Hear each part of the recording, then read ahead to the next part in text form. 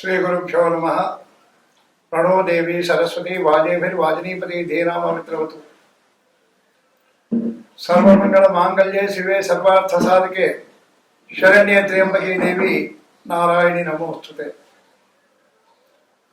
మొట్టమొదటిగా టీవీ ప్రేక్షకులందరికీ కూడా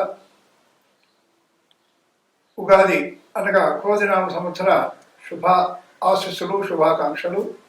అదేవిధంగా భక్తి దేవరాయ యాజమాన్యం వారికి క్రోధినామ సంవత్సరము వారు చేసేటువంటి ధార్మిక కార్యక్రమాలు, ధార్మిక ప్రదర్శనల ద్వారా అభివృద్ధిలోకి రావాలని మనసారా ఆ జగన్మాతను ప్రార్థిస్తూ హరి ఓం తత్సత్. 9వ తేదీ ఏప్రిల్ 2024 రోజున ఉగాది. యుగ ఆది అనగా తెలుగు సంవత్సరాలలో 60 సంవత్సరాలు ఉంటాయండి. ఈ 60 సంవత్సరాలలో క్రోధినామ సంవత్సరము మంగళవారం నాడు ప్రారంభమవుతుంది. ఈ మంగళవారం ప్రారంభమయ్యేటువంటి ఈ క్రోధినామ సంవత్సరానికి రాజు కుజుడు కాబట్టి మంత్రి శని. కాబట్టి ఈ సంవత్సరము వర్షాభావము, ఆకస్మిక నష్టము,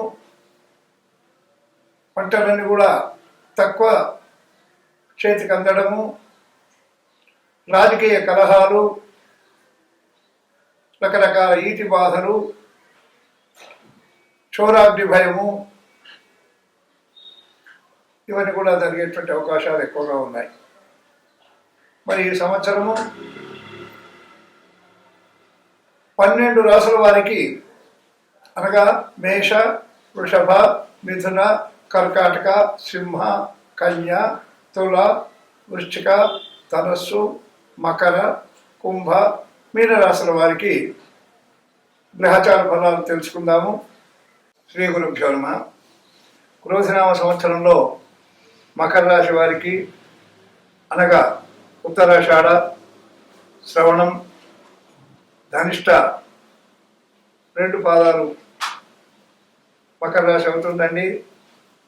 14 ఆదాయం, 14 ఖర్చు, రాజపూజ్యం 3, అవమానం 1. కాబట్టి వీరు మకర రాశి వారికి గురువు 4వ స్థానం, మే 2 వరకు 4వ స్థానంలో ఉండడం వల్ల తలచిన కార్యక్రమాలను కూడా నెరవేరకపోవడము, వృధా ప్రయాస, అపజయము, అనారోగ్యము, మానసిక చింత,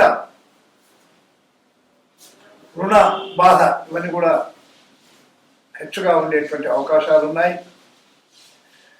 ఈ అర్ధాష్టమ గురువు వల్ల కొన్ని కష్టాలు, నష్టాలు భరించవలసి వస్తుంది. మే 2 నుండి సంవత్సరాంతం వరకు కూడా 5వ గురువు శుభుడు కాబట్టి నూతన వ్యక్తులతో పరిచయాలు ఏర్పడము, నూతన వ్యాపారాలు ప్రారంభించడము, అదేవిధంగా నూతన వస్తువు కొనడం కానీ, ఆభరణాలు కొనడం కానీ జరగడము, ఇంట్లో శుభకార్యాలు జరిగేటువంటి అవకాశం మెండుగా ఉంది వీరికి. వీరు తలచినటువంటి పనులను కూడా నెరవేరేటువంటి అవకాశం ఉంది. వీరికి సమాజంలో గౌరవము, మర్యాదలు పెరిగేటువంటి అవకాశం కూడా మెండుగా ఉంది మకర రాశి వారికి. ఈ రాశి వారికి ఉత్తరార్ధము శని 2వ రాశిలో ఉన్నందుకు ఆకస్మిక ధన నష్టము, అంతర్శత్రు బాధ, కోపము, అనారోగ్యము, అపనిందలు ఇవన్నీ కూడా పడేటువంటి అవకాశం మెండుగా ఉంది. వీరికి రాహు మీనరాశిలో అనగా 3వ స్థానంలో ఉన్నందుకు వీరు అపకీర్తి పాలు కాకుండా ఉండడానికి జాగ్రత్త పడాల్సినటువంటి సమయం. వీరిని చిక్కుల పాలు చేయడానికి అనేక మంది చుట్టూ తన వాళ్ళు అనుకున్నటువంటి వాళ్ళే శత్రువులుగా మారేటువంటి అవకాశం మెండుగా ఉంది మకర రాశి వారికి. వీరు అనుకున్నటువంటి పనులు ఏమి కూడా పూర్తి కావు. ఆర్థిక ఇబ్బందులు బాగా ఉంటాయి. వీరు ఈ సంవత్సరము తనకు తెలియని వాళ్ళ దగ్గరికి వెళ్ళకపోవడం చాలా మంచిది. నూతన వ్యక్తుల పరిచయం అనేది మీరు చేసుకోకుండా ఉంటేనే మంచిది. ఒకవేళ నూతన వ్యక్తులతో పరిచయం ఏర్పడితే వీరికి ధన నష్టము, పరువు నష్టము, అదేవిధంగా చాలా చాలా ఇబ్బందులు ఎదుర్కొనే అవకాశం ఉంది. కాబట్టి ఈ సంవత్సరము నూతన వ్యక్తుల పరిచయాన్ని తగ్గించుకోవడం వీరికి చాలా శ్రేయోదాయకము. కేతువు 9వ స్థానంలో ఉన్నందుకు ప్రతి విషయంలో స్థిరాస్తుల విషయంలో చాలా జాగ్రత్త వహించాల్సినటువంటి అవకాశం ఉంది. వీరు కొన్నటువంటి భూమి కానీ, కొన్నటువంటి ఇల్లు కానీ, కొన్న ఇతర ఆస్తి కానీ ఇదివరకే అది వేరే వాళ్ళ పేరయ్యి ఉండేటువంటి అవకాశం ఉంది. కాబట్టి బాగా ఆ దస్తావేజులు జాగ్రత్తగా చూసుకొని న్యాయపరమైనటువంటి చిక్కులు లేకుండా ఉన్నటువంటి వస్తువులనే కొనడం చాలా మంచిది ఈ సంవత్సరం. వీరు ఒక కార్యక్రమం అనుకొని ఆ కార్యక్రమంలో అద్భుతమైనటువంటి అవకాశాన్ని కోల్పోయేటువంటి అవకాశం మెండుగా ఉంది మకర రాశి వారికి. వీరికి కొత్త వ్యక్తులతో పరిచయం ఏర్పడేటువంటి అవకాశం ఉంది. తద్వారా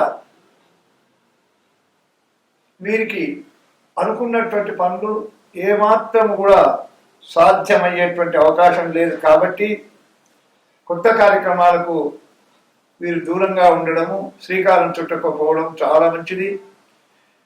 వీరు మకర రాశి వారు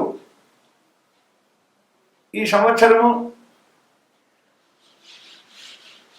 మంగళవారం రోజు ఆంజనేయ స్వామిని దర్శించడము, రోజు హనుమాన్ చాలీసా పారాయణ చేయడము, లేదా లక్ష్మీ నృసింహస్వామి యొక్క కవచం నృసింహ కవచాన్ని పారాయణ చేయడము, నృసింహస్వామి దర్శనానికి వెళ్ళడము,